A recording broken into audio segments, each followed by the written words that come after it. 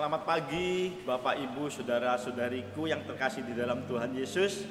Selamat pagi, selamat kita menikmati kembali sarapan pagi, sarapan firman Tuhan yang sangat kita perlukan hari-hari ini. Tuhan Yesus memberkati kita semua. Saudara, untuk pagi hari ini tema firman Tuhan yaitu percaya janji Tuhan. Kita tahu saat-saat ini akibat dampak COVID-19 banyak sekali, terutama dalam perekonomian dunia sangat dahsyat dampaknya. Pada triwulan 1 tahun 2020 kalau saya baca itu resesi telah melanda Singapura, Hong Kong, Uni Eropa, Tiongkok, dan banyak negara lainnya. PHK di mana-mana dan jumlah pengangguran meningkat. Di Jakarta, kalau saya baca di berita-berita, 500.000 orang telah terkena PHK. Dan Badan Perencanaan Pembangunan Nasional Bappenas memprediksi pada tahun 2021 angka pengangguran bisa menyentuh 12,7 juta orang ya di Indonesia. Situasi sulit ini juga berimbas kepada orang Kristen, kepada anak Tuhan, kepada orang-orang pilihan Tuhan di mana saja di dunia ini. Banyak dari kita mengalami pemotongan gaji ya, yang jadi karyawan. Lalu juga banyak yang dirumahkan atau PHK.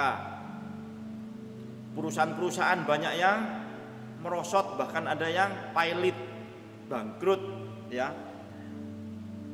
Contoh saja di Situbondo, kalau saya bicara sama teman saya yang mempunyai pertukuan besar di Situbondo, dia katakan karyawannya sekarang ada yang 1 hari kerja, 1 hari libur. Ada yang 1 hari kerja, 2 hari libur. Bahkan ada yang 1 hari kerja, 3 hari libur. Karena apa? Karena sepi ya, supermarketnya ya, toko bajunya, swalayannya, depstore-nya sepi. Jadi tidak heran banyak dari kita bertanya-tanya, sampai kapan keadaan ini akan membaik? Barusan sudah diberlakukan new normal, tetapi saat ini kita dengar di Jakarta sudah dimulai lagi PSBB, diberlakukan lagi ya. Bahkan kita yang barusan 2 kali beribadah minggu kemarin sudah diadakan ibadah online lagi karena virus COVID yang semakin banyak menimpa orang-orang di dunia ini. Jadi bagaimana seharusnya kita merespon guncangan ini, termasuk guncangan ekonomi di dalam kehidupan kita masing-masing. Sebagai umat Allah, kita tidak terlepas dari krisis ekonomi, krisis dunia, goncangan ekonomi yang melanda negara kita, kota kita, dunia ini ya.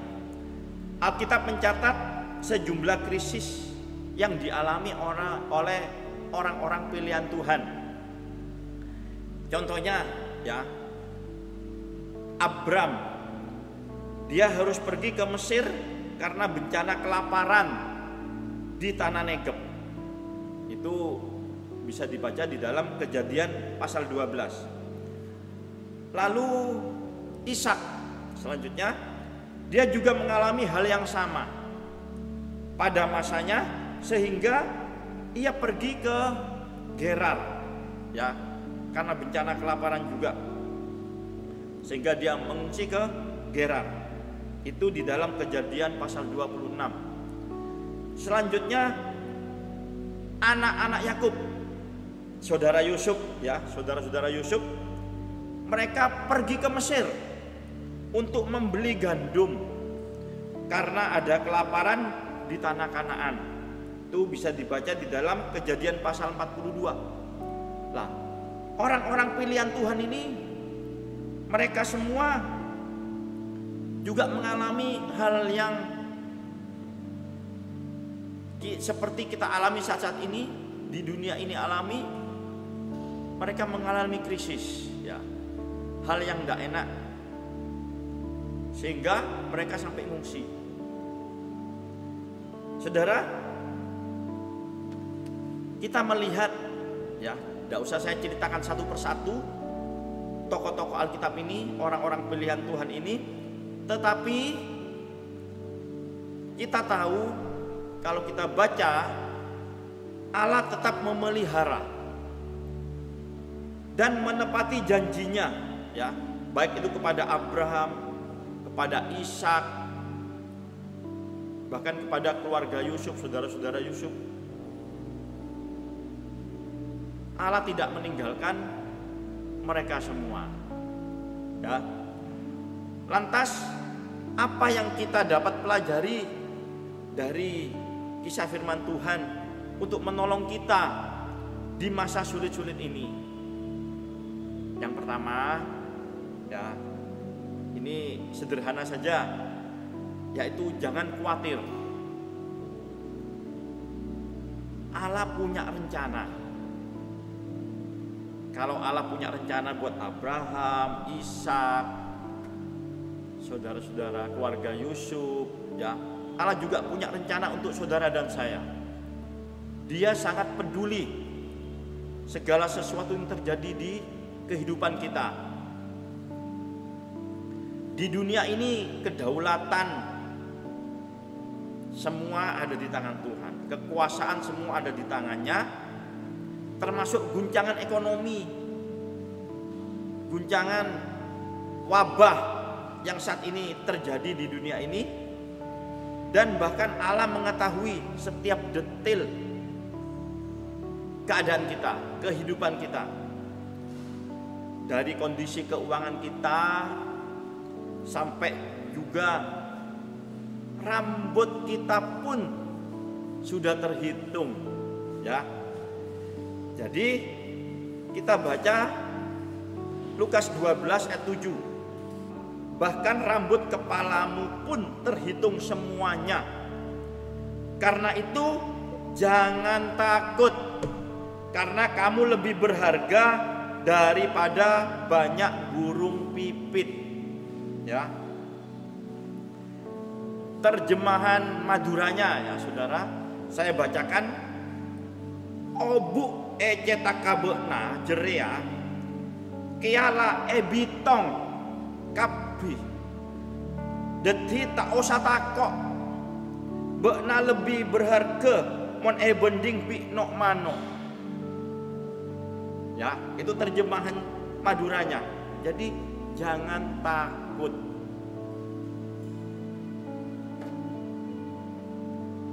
Walaupun guncangan ini telah mempengaruhi banyak dari kita, kita tahu Allah tidak terlelap dan tidak tertidur. Baca Mazmur 121 ayat 4. Kita baca di dalam kitab Mazmur pasal 121 ayat 4. Saya bacakan. Sesungguhnya tidak terlelap dan tidak tertidur penjaga Israel. Luar biasa, saudara, saudari. Janji-janji Allah ini memberi kita sukacita dan kekuatan untuk terus mempercayainya. Kita tahu bahwa Dia sanggup menolong kita melewati badai ini, guncangan-guncangan ini. Allah juga berjanji akan memenuhi segala kebutuhan kita menurut kekayaan dan kemuliaannya dalam Kristus Yesus. Kita baca Filipi pasal 4 ayat 19.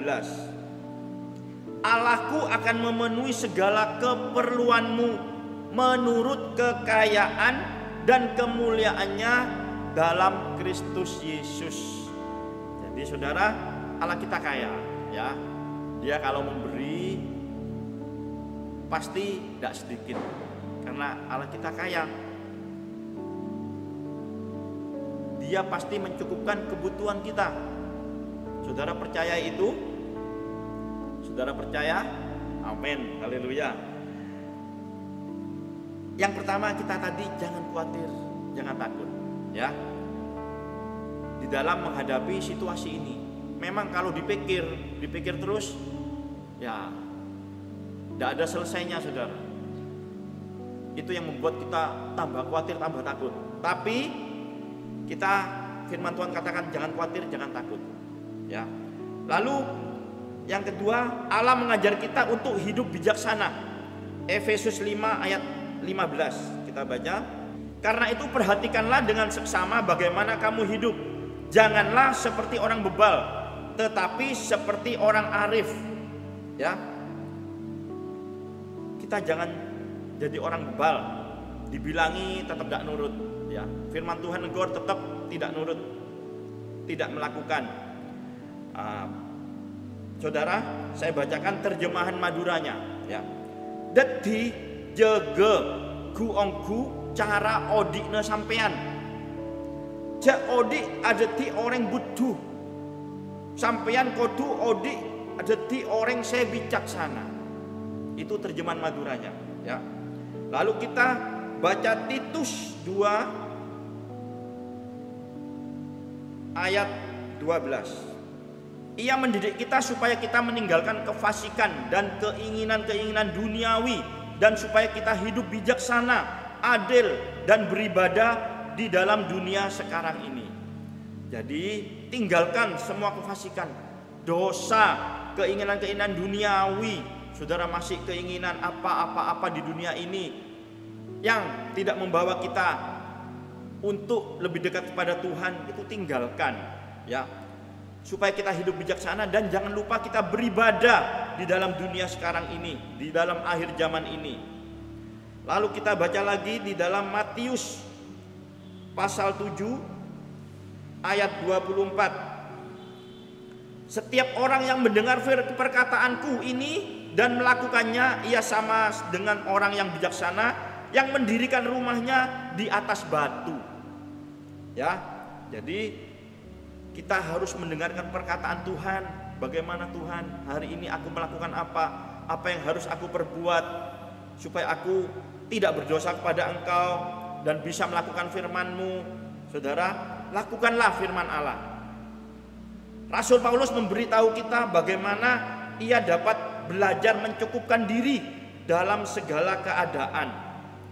Filipi pasal 4 ayat 11 sampai 13. Kukatakan ini bukanlah karena kekurangan, sebab aku telah belajar mencukupkan diri dalam segala keadaan. Ya, ayat 11 saja. Saudara, kita tahu Paulus pun dia bijaksana, ya. Jadi kita mau belajar yang kedua ini, belajar hidup bijaksana, meninggalkan dosa, lebih dekat kepada Tuhan, melakukan firman Tuhan, tidak hidup secara duniawi, lalu mencukupkan diri, selalu bersyukur dengan apa yang kita terima sesuai dengan keadaan kita. Ya, goncangan ekonomi dunia saat ini memang tidak mudah bagi kita. Goncangan situasi, wabah, tetapi Allah berjanji takkan membiarkan dan meninggalkan kita. Ya, Tuhan akan memelihara orang-orang pilihannya. Seperti Abraham tadi, Yakub, saudara-saudara Yusuf, ya. Yang terakhir kita baca di dalam Ibrani pasal 13 ayat 5. Janganlah kamu menjadi hamba uang dan cukupkanlah dirimu dengan apa yang ada padamu, karena Allah berfirman, aku sekali-sekali tidak akan membiarkan engkau. Amin, saudara. Dan aku sekali-sekali tidak akan meninggalkan engkau.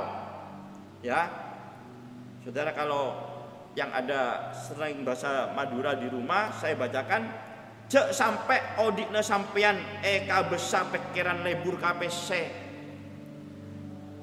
Nanging panarema saring ponapa seeka andik sampean. Sebab ala ampon adebu bi sengkok bekna tak dinaah bentak dina akhir. Tidak akan ditinggalkan, ya. Puji Tuhan, sekiranya firman Tuhan saat pagi hari ini kita mau percaya janji Tuhan, sebab Dia akan memelihara orang-orang pilihannya. Kita jalan saja, kita maju saja, ikuti firman Tuhan dan jalan Tuhan sepanjang hari setiap saat, dan kita lihat pertolongannya buat saudara dan saya. Selamat pagi, Tuhan Yesus memberkati. Haleluya.